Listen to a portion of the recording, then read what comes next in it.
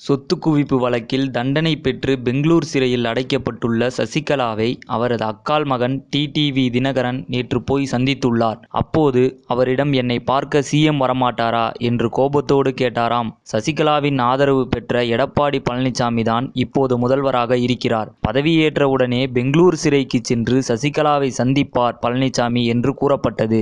அது அதிருப்தியை ஏற்படுத்தும் என்றும் என நம்பிக்கை வாக்கெடுப்பில் வெற்றி பெற்ற பின்னர் செல்லலாம் என்று சிலர் கூறவே எடப்பாடி பழனிசாமி அமைதியாக தலைமைச் செயலகம் சென்று விட்டார்.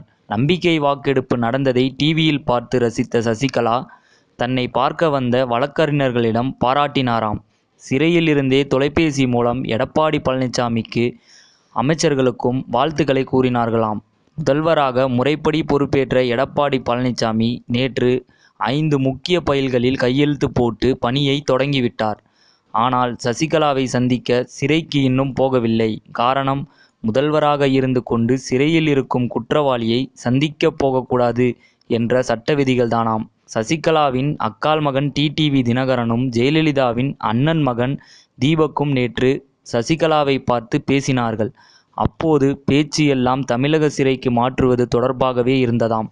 அப்போது தினகரன், கொஞ்ச நாள் பொறுத்து கொள்ளுங்கள், எப்படியாவது தமிழகத்திற்கு மாற்றிவிடுகிறோம் என்று கூறினாராம். கர்நாடக அரசை சம்மதிக்க வைக்க காங்கிரஸ் அகில இந்திய தலைமையோடு பேசி வருகிறோம் என்று தினகரன் சொல்லியிருக்கிறார்.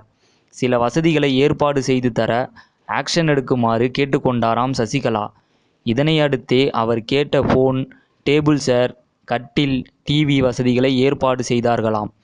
என்னை பார்க்க சிஎம் வரமாட்டாரா என கோபமாக கேட்டிருக்கிறார் சசிகலா. முதல்வராக இருப்பதால் சில சட்ட விதிகள் இடிக்கிறது, அதனால்தான் உடனடியாக அவர் வரவில்லை, நிச்சயம் வருவார் என சொல்லிவிட்டு வந்தாராம் தினகரன். முதல்வர் போகாவிட்டால் என்ன, முக்கியமான சில அமைச்சர்கள் இன்று போய் சசிகலாவை சந்தித்துவிட்டு வந்திருக்கிறார்கள். சினிமா மற்றும் அரசியல் செய்திகளை உடனுக்குடன் தெரிந்து கொள்ள subscribe to today cinema. Today cinema நேயர்களுக்கு நன்றி, வணக்கம். Please subscribe to today cinema.